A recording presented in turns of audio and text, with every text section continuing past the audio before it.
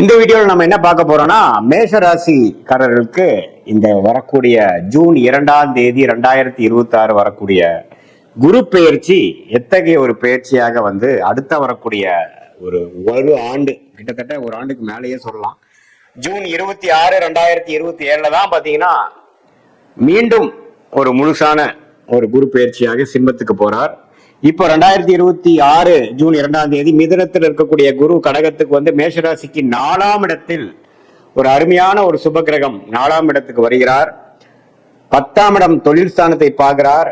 8ஆம் இடம்ங்கிற வருமானம், திடீர் பணவரவு, திடீர் செல்வம், திடீர் அதிர்ஷ்டம், வெளிநாடு பிரயாணங்கள், தூரதேச வெளி மாநில பிரயாணங்களை கொடுக்கக்கூடிய 8ஆம் இடத்தையும் பார்க்கிறார்.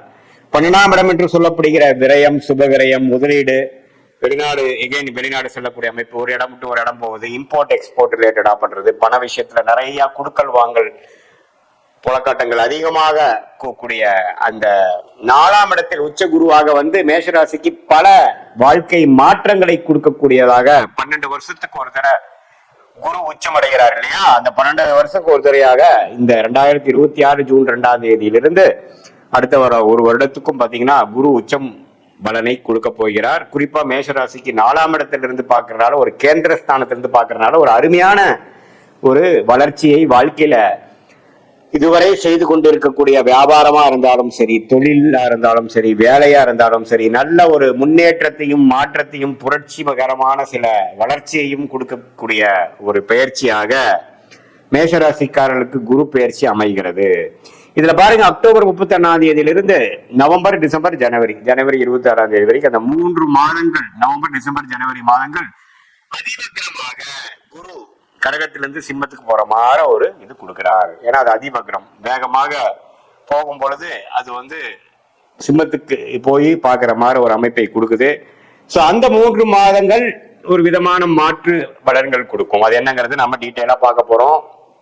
சயின்டிபிக் வேதிக் அஸ்ட்ராலஜி முறையில எதையும் மிகைப்படுத்தாமல் ஒரு கிரகமும் ஒரு மாதிரி இடத்துல இருக்கும் பொழுது எது மாதிரி ஒரு தாக்கத்தை கொடுக்க போகுதுங்கிறது நம்ம சயின்டிபிக் வேதிக் அஸ்ட்ராலஜி முறையில, அறிவியல் சார்ந்த முறையில, ஒளி தத்துவ முறையில பாக்குறோம். எதையும் மிகைப்படுத்தாமல், பரிகாரங்கள் அது மாதிரி விஷயத்துக்கு போகாமல் உண்மையான ஒரு அமைப்பு எப்படி இருக்குன்னு நம்ம துல்லியமா பார்க்க போறோம். சோ மேஷராசிக்கு பாருங்க, குரு 4ஆம் இடத்துக்கு வருவது நிறைய முன்னேற்றங்களை கொடுக்குதுங்க. இடம் சம்பந்தப்பட்ட விஷயங்கள், வீடு சம்பந்தப்பட்ட விஷயங்கள், வாகனம் சம்பந்தப்பட்ட விஷயங்கள், தாயார் சம்பந்தப்பட்ட விஷயங்கள்ல நல்ல ஒரு மாற்றம், ஒரு நற்செய்தி, ஒரு அபிவிருத்தி, வளர்ச்சி எல்லாமே கொடுக்கக்கூடிய அமைப்பு இருக்கு. வேலையில் இருக்கிற சில நடுத்தர வயதர மேசராசிக்காரர்கள் தொழில் அமைப்புக்குள்ள போகக்கூடிய அமைப்பு இருக்கு. தொழில் ஆல்ரெடி இருக்கிறவங்க வளர்ச்சி பெறக்கூடிய அமைப்பு இருக்கு. சோ எப்போ குரு நாளுக்கு வருகிறாரோ, 10ஆம் இடத்தை 7ஆம் பார்வையாக பார்க்கிறாரோ, 12 8ஐயும் பார்க்கும் பொழுது நல்ல இதுவரை நாம செய்து கொண்டிருந்த முயற்சிக்கு தக்க ஒரு தருணம் கடகடகடன்னு சிலதெல்லாம் அமைஞ்சிருச்சு சாமிங்கிற சொல்றோம் பாத்தீங்களா? அது மாதிரி ஜூன், ஜூலை, ஆகஸ்ட், செப்டம்பர், அக்டோபர்ல நல்ல ஒரு அமைப்பை கொடுத்து அந்த நவம்பர், டிசம்பர், ஜனவரியில பாருங்க ஓரளவுக்கு நீங்க கஸ்டமர்ஸ பிடிக்கக்கூடிய அமைப்பு, புது புது ப்ராஜெக்ட பிடிக்கக்கூடிய அமைப்பு, வேலையில் இருக்கிறவங்களுக்கு நல்ல ஒரு சோசியல் லைஃப் இம்ப்ரூவ் ஆகி நெட்வொர்க்கிங்ல நிறைய ஒரு அனுபவம் கிடைக்கக்கூடிய அமைப்பு, இது எல்லாமே அதிவக்ரமாக போய் சிம்மத்தில இருந்து 7ஆம் 9ஆம் இடத்தை பார்க்கிறார்.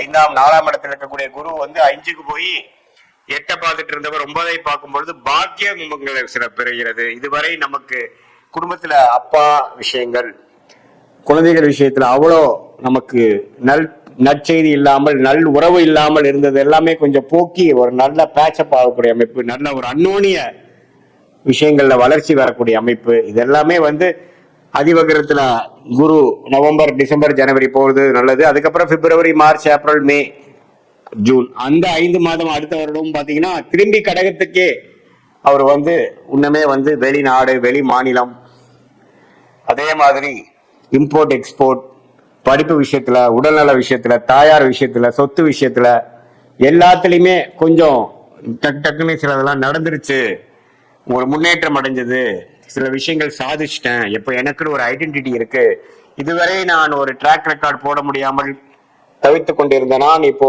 என்னால செய்ய முடியுதுங்கிற அளவுக்கு ஒரு பலன்களை கொடுக்கக்கூடிய ஒரு குரு பயிற்சியாக மேஷ ராசிக்காரர்களுக்கு 2026 ஜூன் மாசம் வரக்கூடிய அந்த குரு பயிற்சி நல்ல ஒரு பயிற்சியாக இருக்கிறது.